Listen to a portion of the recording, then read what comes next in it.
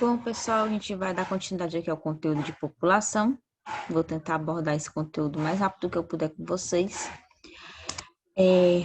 A gente já viu todos os aspectos gerais que a gente poderia estudar aqui no momento, né? A gente viu pirâmide etária, a gente viu o conceito de populoso e povoado, viu taxa de fecundidade, viu também crescimento vegetativo, crescimento absoluto, densidade demográfica. A gente viu também aspectos da renda da população mundial, vimos que os continentes da Ásia e da África, sobretudo a Ásia subsaariana e a Ásia meridional, a África subsaariana e a Ásia meridional, quer dizer, são as regiões que possuem uma maior defasagem de renda. A gente pode constatar isso através, principalmente, do acesso às redes, à internet, tá certo? Um forte dado para poder precisar a capacidade de renda dessas regiões. E aqui nós expomos alguns dados, né?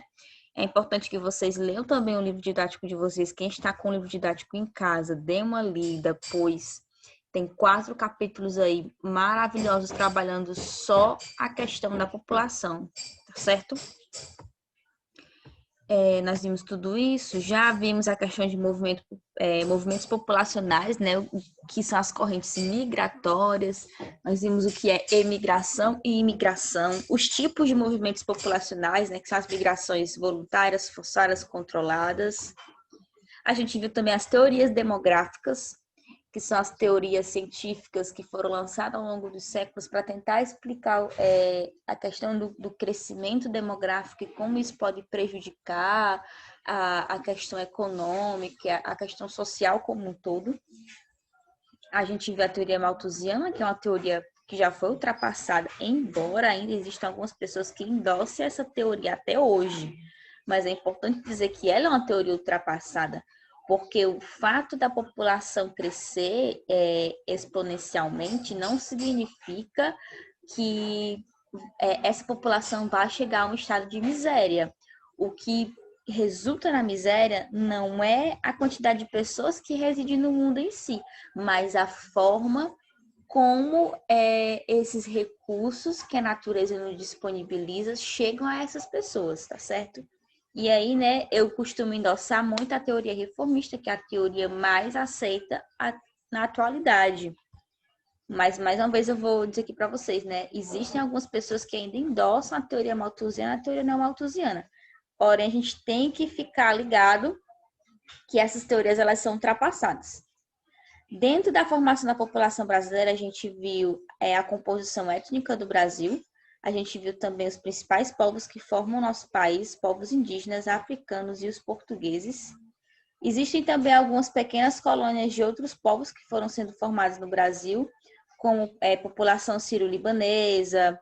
A gente viu também a população japonesa que chegou aqui, a colonização japonesa que chegou ali pela metade do século XX.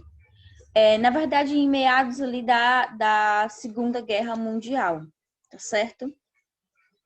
E aí, pessoal, eu vou ficar devendo para vocês uma aula extra para a gente trabalhar mais essa questão dos povos indígenas e povos africanos, que são populações importantíssimas para a configuração do povo brasileiro atual, mas que são pouco trabalhadas e pouco exploradas nos livros didáticos, inclusive, né? Principalmente a população indígena.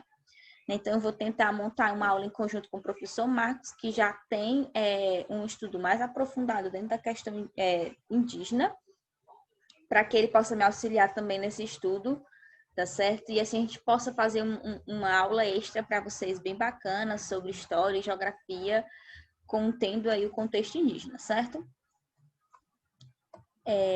Tudo isso aqui vai estar disponível para vocês. Eu vou disponibilizar esse slide para vocês, tá certo?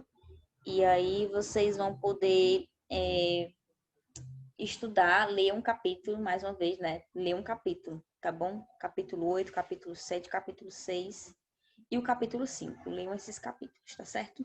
Vamos aqui dar só uma recapitulada nas outras correntes migratórias, né? A segunda maior corrente migratória livre, né, que não foi por conta de questões de escravidão, que ocorreu no Brasil, foi a de italianos e de alemães que vieram para trabalhar na produção de café, tá certo? Aí a gente vai fazer aqui um pequeno resgate histórico.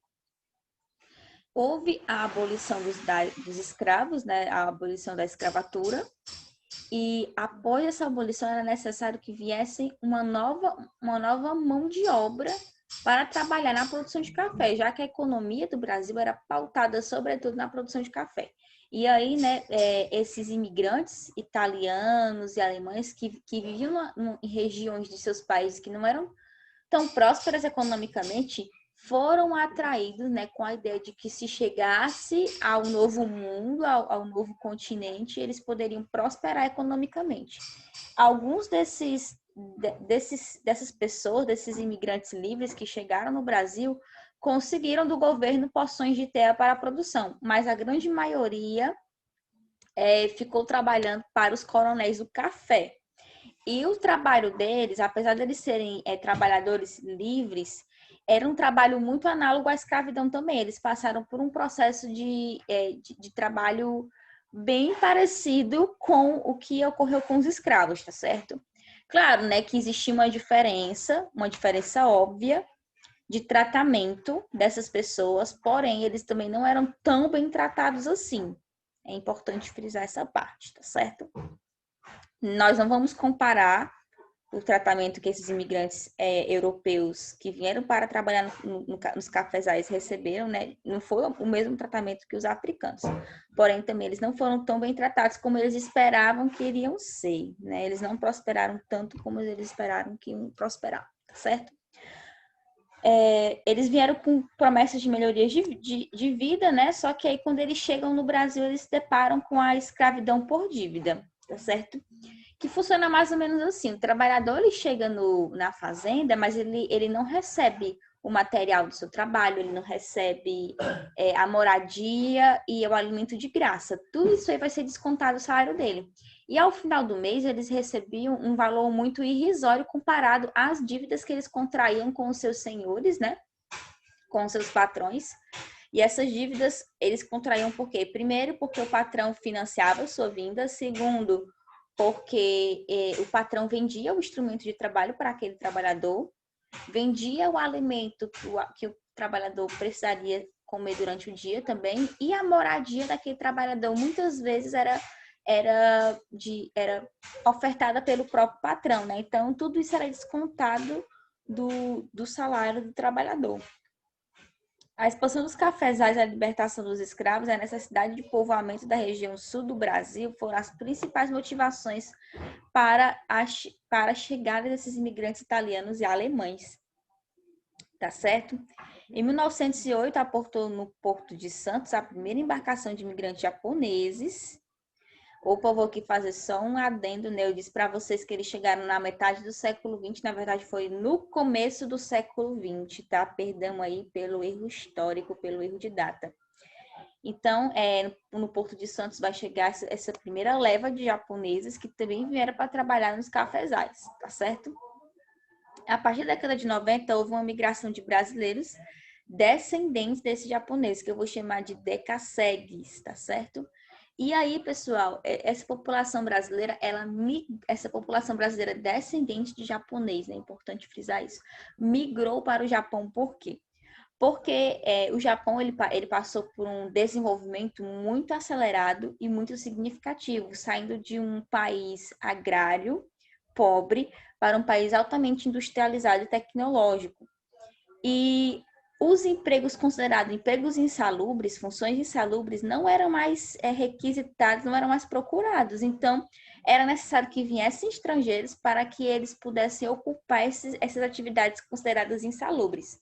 E aí os brasileiros, né, os decassegues, eles ocupavam essas atividades, tá certo?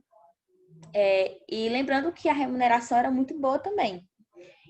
Porém, com a crise econômica que o Japão foi começando a enfrentar ali no começo dos anos 2000, essa busca dos descendentes de japoneses pelo próprio Japão foi reduzindo e muitos brasileiros retornaram, né, fizeram a migração de retorno, voltaram para o Brasil devido à crise econômica que acontecia no Japão. As empresas foram fechando, muitas empresas tecnológicas, bancos, tá certo? Porque lá houve uma especulação na bolha muito grande.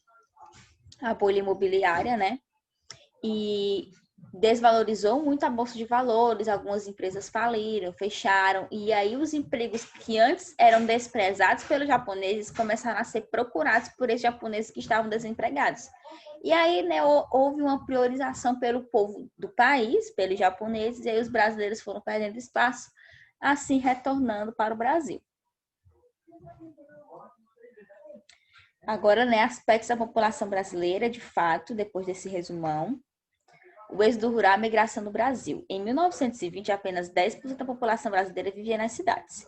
Em 1970, 56% viviam nas cidades e em 2015, 85% da população brasileira vivia nas cidades. O que nós podemos observar aí?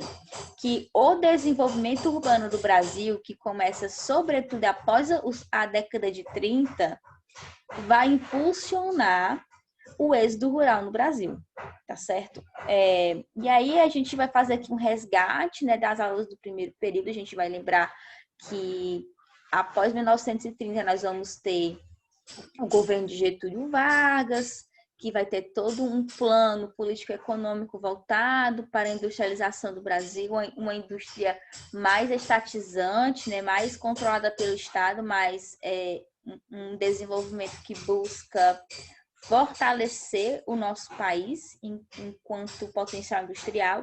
E esse tipo de política exige uma mão de obra, né? E essa mão de obra tinha que sair de onde? Do campo, que era onde tinha a população que poderia trabalhar nesse quesito. As cidades, elas não tinham, a população não era grande o suficiente para suprir essas demandas, tá certo? E aí nós vamos ter o êxodo rural. E aí, com o passar dos anos, a população urbana vai crescendo cada vez mais. Nós vamos ter, né, a criação das regiões metropolitanas. E aí, o que é uma região metropolitana? Uma região metropolitana é uma área que faz parte de uma rede urbana comandada por uma capital, por uma grande metrópole, tá certo? Nem sempre uma capital vai ser uma metrópole, mas aqui no Brasil nós associamos muito as capitais com metrópoles, porque geralmente são as cidades que recebem mais recursos, tá bom? E acabam desenvolvendo mais. Então, se eu pensar no estado do Ceará, eu vou ter a capital Fortaleza. Fortaleza se desenvolveu como uma grande metrópole, né? Ela alcançou uma população referente à população de metrópole, ela alcançou o espaço e o desenvolvimento que uma metrópole necessita ter, digamos assim. E aí ela começou a influenciar as cidades do seu entorno, criando assim uma rede urbana, tá bom? E aí, pessoal, essa influência, né, causada dentro dessa rede é o que vai criar a região metropolitana. E nós vamos observar que dentro dessa região metropolitana, que nós estamos aqui utilizando o exemplo do Ceará, né, nós temos a migração pendular. O que é uma migração pendular? É quando um determinado cidadão vive em uma cidade, mas trabalha em outra. Então, todos os dias ele vem e volta, vem e volta. Então, isso é uma migração pendular. Ele vai e volta todos os dias de uma cidade para outra, certo? Segundo dados do IBGE, em 2014, 39% dos habitantes do país não eram naturais do município em que moravam, e cerca de 16% deles não era procedente da unidade de federação em que viviam. Então, a gente vai observar aí, né, que boa parte da população, quase 40% da população brasileira, ela reside atualmente em municípios que não são seus municípios de origem.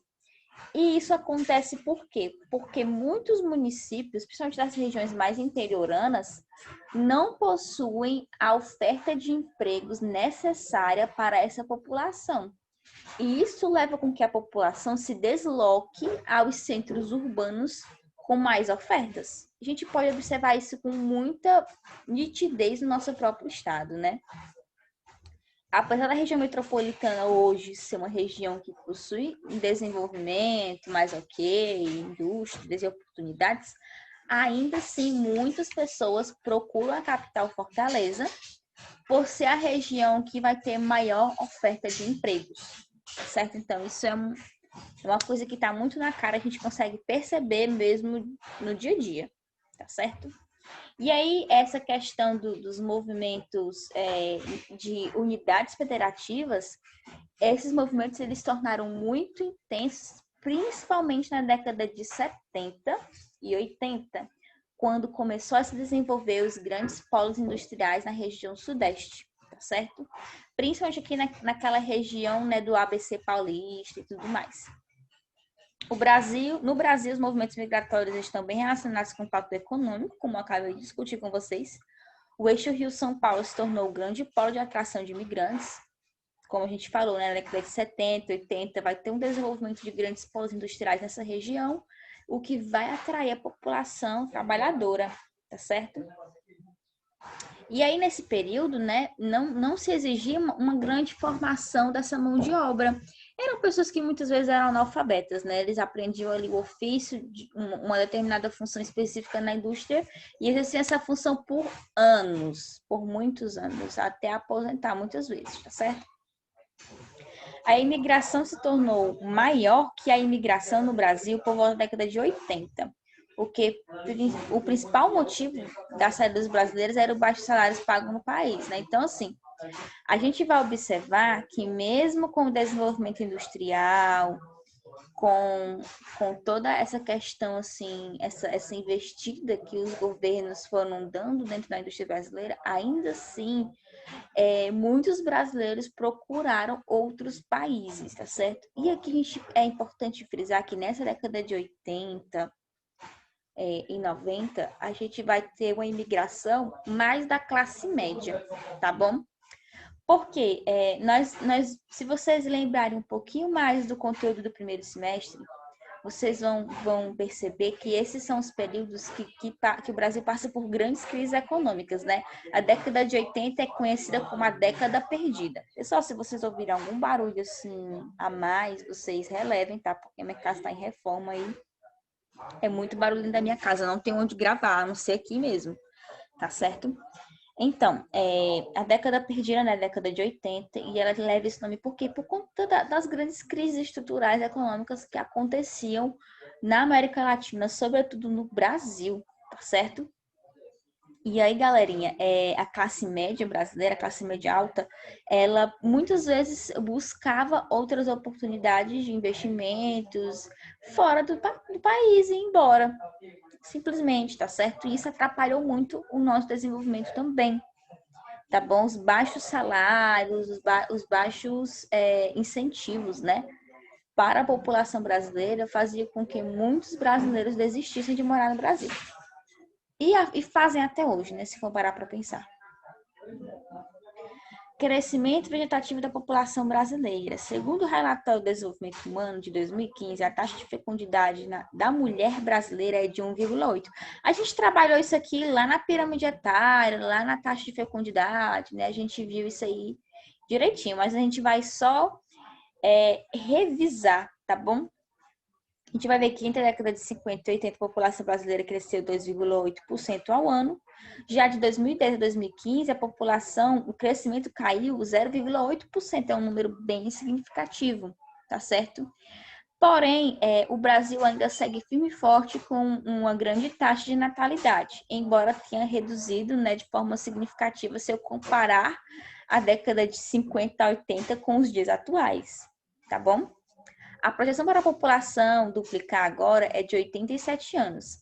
Se a gente tivesse seguido o ritmo de procriação que a década de 50 a 80 nos oferecia, nós teríamos uma projeção de duplicação da população de 25 e 25 anos. Mas com essa redução de 0,8%, nós vamos agora ter uma duplicação em 87 anos, tá certo? Redução da natalidade e expectativa de vida. A gente vai observar aí, né, que a natalidade ela foi diminuindo, porém a expectativa de vida foi aumentando. O que é que vai gerar o aumento na expectativa de vida? Desenvolvimento de novas drogas, de novos medicamentos para tratamento de doenças que antes não haviam tratamento. A vacinação, super importante, né? A vacinação, ela garantiu principalmente a baixa na mortalidade infantil, tá certo?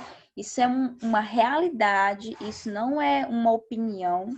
As vacinas, elas realmente salvaram muito a vida das pessoas, tá certo?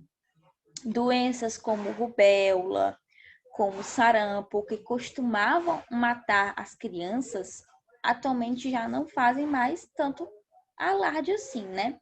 Contudo, é importante frisar com vocês que o movimento anti-vacina que vem surgindo no mundo, não só no Brasil, mas no mundo, está trazendo à tona doenças que antes estavam erradicadas, né? Então, por exemplo, uma doença que era controlada no Brasil e que no ano de 2019, 2020 voltou a ter casos, era o próprio sarampo, tá certo? E lembrando, o sarampo é uma doença que leva à mortalidade principalmente de crianças, tá certo? Então, quem tem ainda algumas dúvidas sobre a eficácia das vacinas, eu convido vocês a estudar sobre a história da vacinação, sobre as principais vacinas distribuídas atualmente no SUS. E aí você vai poder esclarecer sua cabecinha e tirar essas fake news aí, né, que vocês andam vendo muito pela internet, tá certo?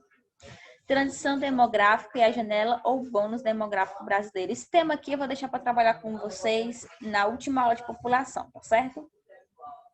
A estimativa é a queda da população em idade de reprodução, que a queda da população de idade de reprodução cresça até 2030. Após isso, ocorrerá uma queda, né? Então, assim, a população em reprodução, o que é isso? Vamos lembrar da pirâmide etária, tá certo?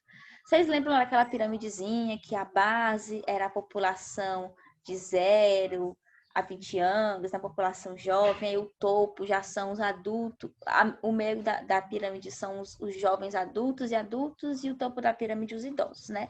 Então, segundo as estimativas de estudo da população brasileira, é a população e idade reprodutiva, que são aquelas pessoas que vamos considerar aqui de o que é a fase reprodutiva, né? 17 anos, 16 anos até os 40, tá bom? Mas aqui vamos considerar a galera um pouquinho mais velha, tá certo? Vamos colocar aqui de 18 anos aos 40, é a fase reprodutiva, digamos assim. Essa galera, ela vai continuar crescendo até 2030, tá certo? Só que aí, com a diminuição da fecundidade, após 2030, essa população reprodutiva vai diminuir, tá bom? E aí, né, se ela continuar diminuindo, nós vamos ter um déficit demográfico, né? Nós vamos ter um problema aí de renovação da população. Nós vamos ter uma população muito velha e uma população jovem muito reduzida. Se continuarmos nesse ritmo de diminuição, tá certo? E essa questão da redução da população jovem, que pode trabalhar, que pode gerar circulação de renda no país, vai prejudicar muito a economia, tá certo? Como vem prejudicando a economia de outros países.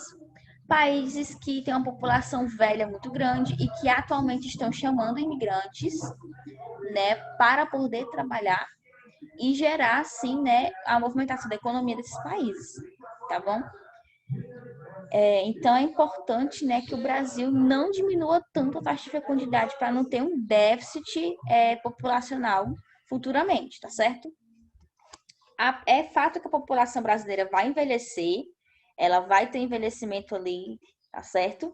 E esse envelhecimento ele acontece justamente porque nós vamos ter uma população idosa maior ao longo dos anos, a população jovem menor devido à baixa na taxa de fecundidade. Segundo o IBGE, se não ocorressem mortes prematuras da população masculina, a esperança de vida dos brasileiros seria maior em 2 ou 3 anos. E aí nós vamos entrar, né, naquela história. Por que que os homens vivem menos que as mulheres? Existe uma série de fatores que nós podemos especular para tentar entender o porquê que os homens vivem menos que as mulheres. Essa aqui é a pirâmide etária que vai mostrar como é que vai ficar a configuração da população até 2060, tá certo? Então, observem aqui, né, que a estimativa, se a gente continuar nessa baixa de fecundidade, ela for baixando cada vez mais, a população de jovens, ela vai reduzir bastante, tá certo? Aí nós vamos ter até 2060 uma população majoritariamente idosa, ok? Isso pode dar um problema muito grande, inclusive no sistema previdenciário do país, ok? E aí, né, por que que a população masculina vive menos que as mulheres? Primeiro, porque os homens geralmente estão associados às profissões de risco, né? Geralmente são os homens que ocupam os cargos ligados à segurança, tá certo? E aí, o que são os cargos ligados à segurança? Bombeiros, policiais, né? Guarda-vidas, são cargos que geralmente você tem uma insalubridade maior, um risco maior de vida, né? Então, nós vamos ter uma perca humana maior, né, nessas áreas. Também são os homens que geralmente se envolvem mais na questão da criminalidade. É tanto que a população carcereira do Brasil é majoritariamente masculina, né? E aí, com essa questão dos homens se envolverem mais em atividades arriscadas, sejam elas legais ou ilegais, é o que possibilita com que eles não tenham a mesma longevidade que as mulheres, tá certo? Agora vamos ver aqui um pouquinho sobre a população econômica ativa e a distribuição de renda no nosso país, tá certo? 14,2% da população brasileira trabalha em atividade agrícola. Então, nós vamos observar aí que a atividade agrícola, ela, apesar de ser a que comanda a economia brasileira, é importante lembrar que boa parte dessa atividade agrícola está na mão de poucas pessoas, tá certo? Desses 14% aqui, eu estou me referindo tanto aos latifundiários, que são donos de hectares e hectares de terra para a produção agrícola, como também a agricultura familiar, que são os pequenos proprietários, tá bom? 22,3% da população economicamente ativa está no setor industrial e da construção civil. O setor terciário, qual é o setor terciário, né? É o setor que lida com serviços e comércio, tá bom? O que é os serviços? É o salão de beleza, é a barbearia, é a clínica de estética, é o eletricista, tá certo? Os que cuidam de reparos, são os ambulantes, aí o que é o comércio? São os mercadinhos, supermercados, tá bom? Lojas. Então, tudo isso aí é considerado setor terciário, tá bom? Tudo aquilo que oferece comércio e serviços. E aí, no nosso país, nós temos um problema. O setor terciário é ocupado basicamente por subemprego. O que é um subemprego? É um emprego que não te fornece segurança trabalhista, né? Não te oferece uma carteira assinada, um seguro ou algo assim do tipo, tá certo? Então, isso é subemprego. 63,5% da população está no setor terciário. Então, o Brasil é um país que a maioria da população está no setor de serviços ou comércio. Embora, né, o nosso capital de exportação seja muito mais ligado à agricultura, a população aqui dentro do Brasil vive muito mais do setor terciário. Em 2014, 43,2% da população economicamente ativa era do sexo feminino, né? E aí, lembrando, né, que a expectativa de vida feminina é maior. Segundo o IBGE, em 2012, as pessoas que se classificavam como pretas e pardas recebiam cerca de 54% do rendimento da população que se classificava como branca. Aqui nós vamos entrar numa questão, né, de uma questão racial, tá certo? E é uma realidade dentro do Brasil. As populações de cor, os pretos e pardos, geralmente recebem salários menores e têm oportunidades de empregos menores que a população branca do Brasil. É só vocês observarem determinadas funções. Por exemplo, se eu pensar na função de médico, quantos médicos negros vocês já viram durante a vida de vocês? Né? Então, é de se contar nos dedos. Talvez algum de vocês nunca tenham visto um médico negro. Também é importante lembrar dos cargos políticos, né? Se eu for pegar aqui uma assembleia, uma Câmara de Vereadores, quantos desses vereadores, quantos desses deputados são negros ou pardos? A maioria deles geralmente são brancos, né? Então, aí você vai observando que determinadas funções dentro da economia brasileira são bem exclusivas, né? Elas excluem as populações pretas e pardas, tá certo? E aí, né, nós vamos ver aqui uma tabelinha. Essa tabelinha mostra o IDH em 2011, o Brasil e os extremos, né? Veja bem, em 2011, o país com o maior IDH do mundo era a Noruega, tá certo? E a renda, o PIB, né, per capita desse primeiro lugar, que é a Noruega estava em 47.557 euros, tá certo? Bem bacana aí, né, o valor. O Brasil, na verdade, acho que é dólar, não é euro, tá, pessoal? O Brasil estava na 84ª posição, né? Então, veja bem, de uma lista de quase 200 países, o Brasil estava no 84, em 2011. Talvez não tenha mudado muito de 2011 para cá, tá certo? O nosso PIB está em 10.162 dólares, tá bom? Bem abaixo do PIB per capita da Noruega. E o pior país do IDH em 2011 é a República Democrática do Congo, tá bom? Que está a mais ou menos 100 casas abaixo do Brasil, tá certo? Que é só 280 dólares. Meu Deus, só isso, gente. É um PIB muito pequeno, PIB per capita, tá? E vocês sabem a diferença de per capita para PIB geral, pelo amor de Deus, não confundam as duas coisas. Aqui, esse mapa é muito interessante. Ele vai mostrar como o IDH dos estados brasileiros se eles fossem algum país, tá bom? Então, veja bem, se eu pensar no Amazonas, o IDH deles é como o IDH da Rússia. Se eu pensar no estado de São Paulo, o IDH deles é como se fosse o IDH de Portugal. Se eu pensar no Ceará, o IDH do Ceará é como o IDH da Tailândia. Então, eu achei esse comparativo muito interessante para mostrar para vocês, tá certo?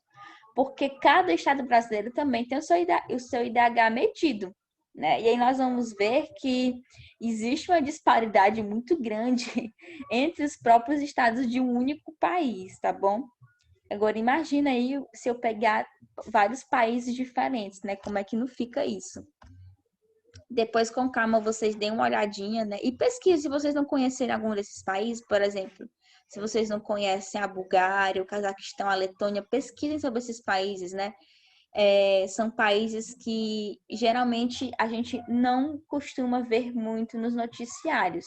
Atualmente, nós vamos ver um pouquinho mais da Bielorrússia, né? Que é um país que enfrenta um governo ditador desde o final da União Soviética e tem dado o que falar muito nos jornais atualmente, né? Devido às perseguições políticas que muitas pessoas têm sofrido lá, pessoas que lutam contra essa ditadura que existe lá, tá certo? Aí nós temos aqui Cuba, né? Famosíssima, todos vocês conhecem Cuba, Colômbia, México, Peru, Itália. Olha só, o Distrito Federal tem IDH da Itália, gente. Deste tamanho, o Distrito Federal, bem pequenininho, né? E aqui o IDH mesmo dos estados, tá certo? Nós podemos observar que os estados do norte e do nordeste geralmente estão entre os IDHs mais baixos, né? Os piores IDH do Brasil. E o Distrito Federal é o mais alto de todos, tá certo? Mas assim, olhando bem, né? Não é uma diferença tão grande, né? Se eu observar aqui Tocantins, que tem 0,699 para, por exemplo, Mato Grosso, não tem uma diferença tão grande aí, né, de IDH, tá certo? Bom, pessoal, é isso. Leiam o slide, tá bom? Se eu tiver falado rápido, se tiver ficado confuso, me perguntem que eu esclareço vocês qualquer dúvida, tá certo? E aí na nossa aula extra, né, eu vou trabalhar com vocês o aspecto mais voltado a esses povos originários do povo brasileiro, tá certo? E aí eu posso trazer algumas outras discussões com vocês também, ok? Então é isso, pessoal.